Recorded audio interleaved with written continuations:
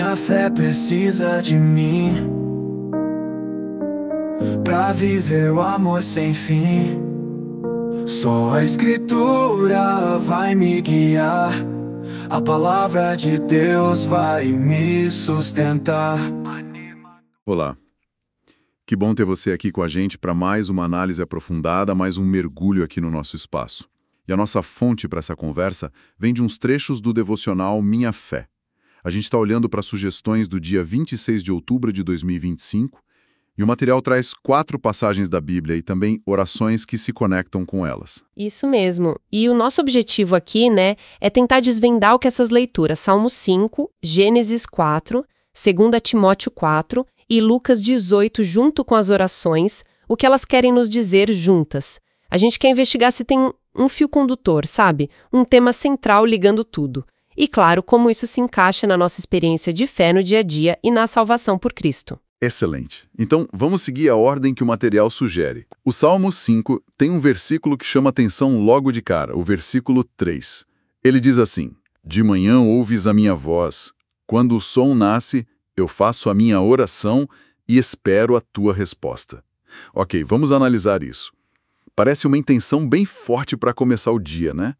Mas, na prática, manter essa disciplina de buscar a Deus e, principalmente, esperar uma resposta logo cedo, pode ser bem desafiador, não acha? Ah, sem dúvida. É um desafio constante para nossa pressa, nossa inconstância natural, né?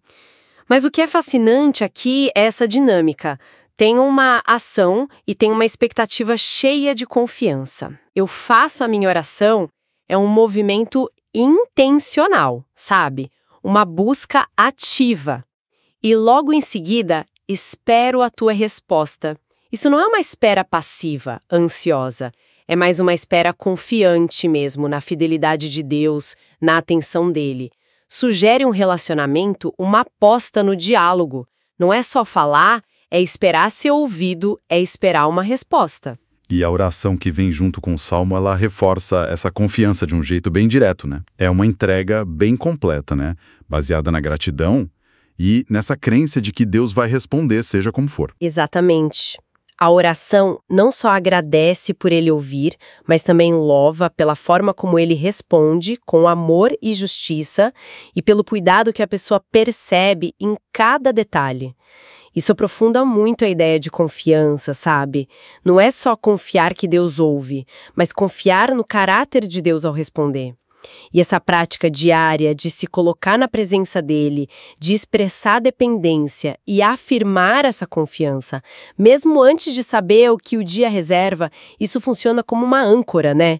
Ajuda a moldar a perspectiva, fortalece a resiliência espiritual para encarar o que vem pela frente.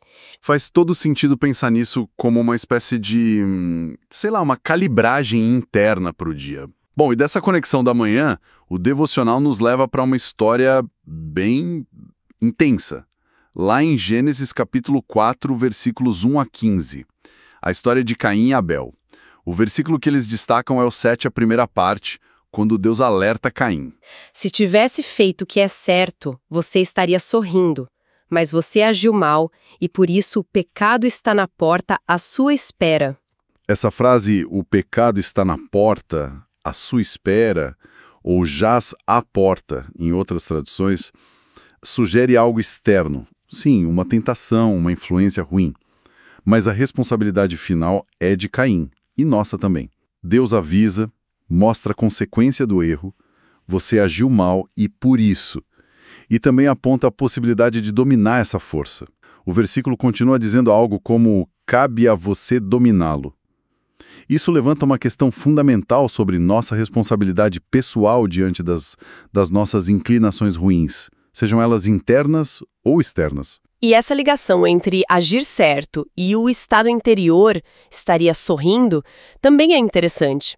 Parece sugerir que a retidão traz uma paz, um contentamento, enquanto o erro gera essa tensão, essa porta onde o pecado fica esperando, né? Exatamente. E a oração que acompanha Gênesis 4, ela parece admitir essa luta interna de uma forma bem bem honesta. Sim, a oração é um reconhecimento claro da nossa fragilidade e da necessidade da ajuda de Deus nessa batalha diária das escolhas.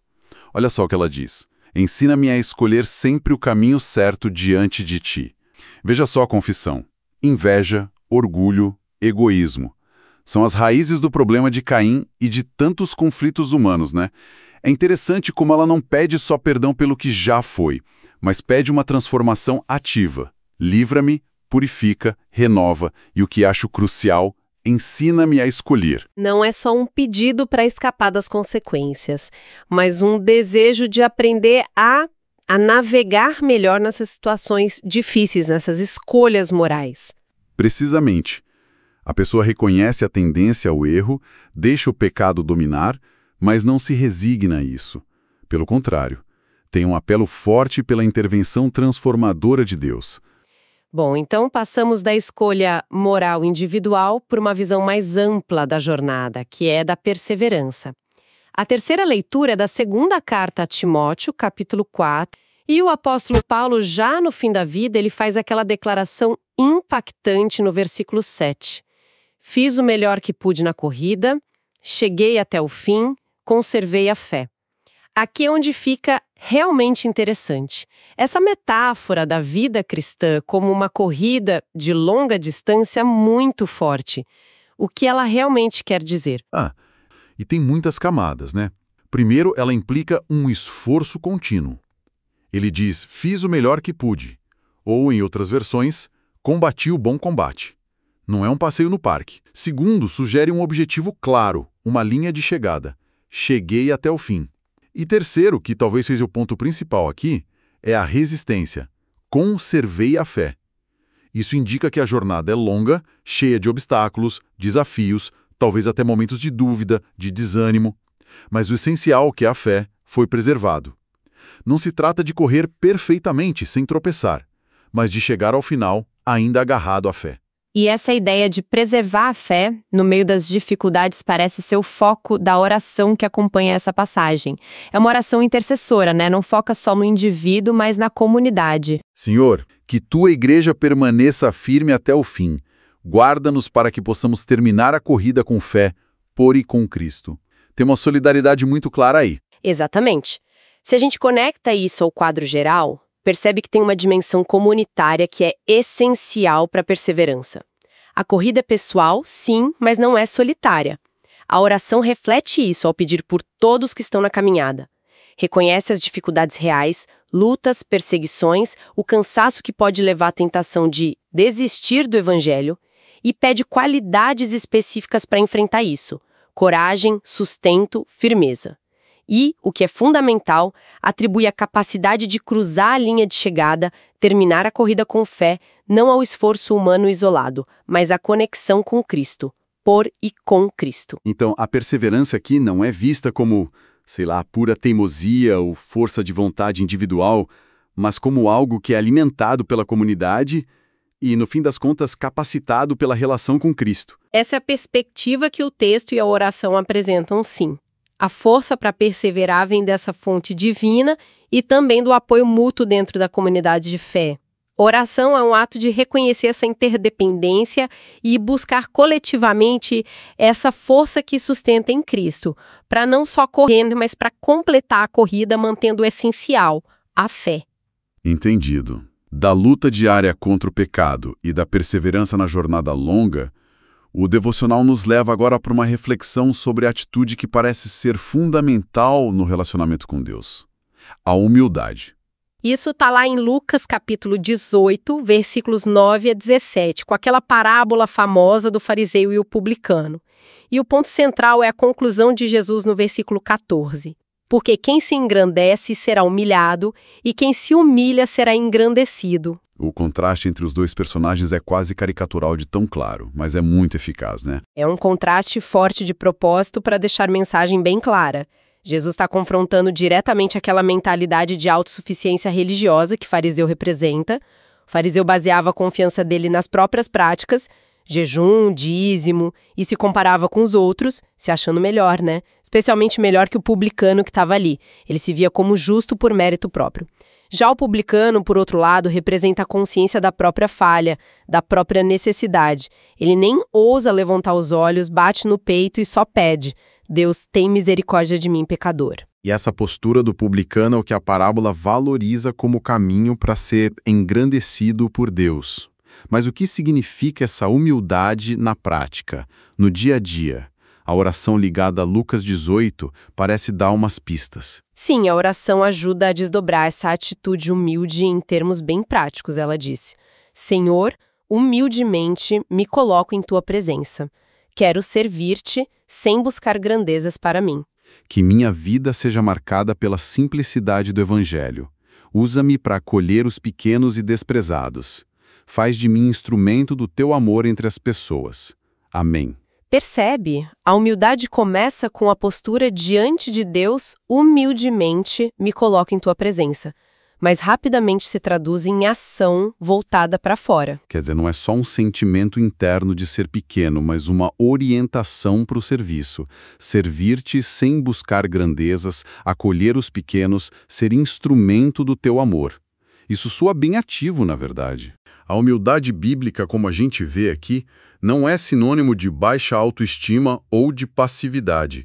É o reconhecimento realista da nossa posição diante de Deus, a gente depende da graça dele, e isso nos liberta daquela necessidade de autoengrandecimento e nos direciona para o serviço aos outros. A simplicidade do Evangelho, que a oração menciona, parece ter a ver com isso. Focar no essencial do amor e do serviço, em vez de se perder nas complexidades da autojustificação ou da busca por status. O orgulho, a autossuficiência do fariseu, é a barreira que impede essa conexão genuína com Deus e com o próximo. A humildade, então, seria a chave que abre essa porta. Ok, vamos recapitular nosso percurso até aqui. A gente começou o dia buscando a Deus com confiança, com expectativa. Salmo 5. Aí, fomos confrontados com a responsabilidade diária de escolher o bem, de lutar contra o pecado que está sempre ali espreitando. Gênesis 4. Depois, fomos chamados para uma jornada de perseverança, para correr a longa distância da fé, apoiados pela comunidade e por Cristo. E, fundamentalmente, somos chamados a cultivar uma atitude de humildade, reconhecendo nossa necessidade de Deus e nos voltando para o serviço. Lucas 18. Então, o que tudo isso significa quando a gente junta as peças? Qual é a mensagem central que está emergindo dessas fontes para o dia 26 de outubro? Olha, quando a gente olha para essas 4 perspectivas juntas, o fio condutor que parece emergir é a ideia de uma fé. Uma fé viva, sabe? Dinâmica, praticada no dia a dia mesmo. Não é uma fé só teórica ou só de domingo. É uma fé que se expressa desde a hora que a gente acorda, buscar a Deus, que influencia as decisões morais, escolher o bem, que nos sustenta nos desafios de longo prazo, perseverar, e que define a nossa postura básica diante de Deus e dos outros, humildade. São como pilares, sabe? Pilares que se sustentam mutuamente numa vida espiritual autêntica. E como isso tudo se relaciona com a questão da salvação em Cristo? A gente mencionou no começo que era um ponto a explorar. Essas práticas, orar, escolher certo, perseverar, ser humilde, elas são o caminho para a salvação? Aqui entra um ponto teológico muito importante que essas passagens, lidas dentro da tradição cristã, ajudam a iluminar. Essas práticas, elas não são apresentadas como pré-requisitos que compram a salvação, entende? Ou que nos fazem merecê-la. Não é uma lista de tarefas para a gente agradar a Deus e garantir o céu. Na perspectiva cristã que prevalece, a salvação é vista como um presente, um dom gratuito que a gente recebe pela fé em Jesus Cristo e na obra que Ele realizou. Ah, então a lógica é meio que inversa. Não é faça isso para ser salvo, mas algo tipo, por ser alvo da graça salvadora em Cristo, a pessoa é capacitada e impulsionada a viver dessa forma? Exatamente essa a ideia. Essas práticas são vistas mais como frutos, como evidências ou consequências naturais de uma fé genuína e da ação transformadora do Espírito Santo na vida de quem confia em Cristo. É por causa da relação com Cristo que a gente pode começar o dia com aquela esperança e confiança do Salmo 5, sabendo que somos ouvidos por um Pai amoroso. É nele que a gente encontra força e perdão para lutar contra aquelas tendências que Gênesis 4 descreve, sabendo que não estamos sozinhos nessa batalha. É por e com Cristo que se encontra resiliência para completar a corrida lá de 2 Timóteo 4, mesmo no meio das dificuldades. E é através do exemplo e da obra de Cristo que a gente entende e é capacitado para ter aquela humildade radical do publicano em Lucas 18, que abre o caminho para a gente ser engrandecido pela graça de Deus. Portanto, a fé em Cristo não é só o ponto de chegada, mas é a fonte contínua que alimenta e possibilita essa jornada diária de busca, de escolha, de perseverança e de humildade. As práticas são a expressão visível dessa fé invisível. Mostra como as diferentes leituras e orações desse dia 26 de outubro, lá no devocional Minha Fé, não são pontos soltos, sabe? Elas compõem um quadro bem coerente e desafiador também, sobre como a fé pode ser vivida de forma integral. E talvez um pensamento para a gente levar dessa nossa conversa seja justamente refletir sobre como essas 4 dimensões interagem na nossa própria vida. Como a conexão diária com o sagrado influencia as minhas escolhas éticas. De onde vem a força para continuar quando bate o cansaço? E como a humildade, não como autodepreciação, mas como serviço e reconhecimento da dependência da graça, pode ser a chave que destrava um crescimento mais profundo e relacionamentos mais saudáveis. Pensar em como esses elementos, busca, escolha, perseverança e humildade, não só existem juntos, mas se alimentam um ao outro na nossa jornada pessoal de fé. É algo para se pensar, né? Excelente provocação final. Exploramos hoje as reflexões propostas para o dia 26 de outubro de 2025, a partir do material Minha Fé. E encontramos um percurso bem rico, que nos levou da quietude da oração matinal até a dinâmica da vida cristã em comunidade e serviço. Tudo isso sustentado pela fé em Cristo. Esperamos que essa nossa análise do material inspire boas reflexões para quem nos ouve. Desejamos exatamente isso, uma ótima e profunda reflexão sobre esses temas. Somente pela graça, só pela fé, em Jesus encontro paz.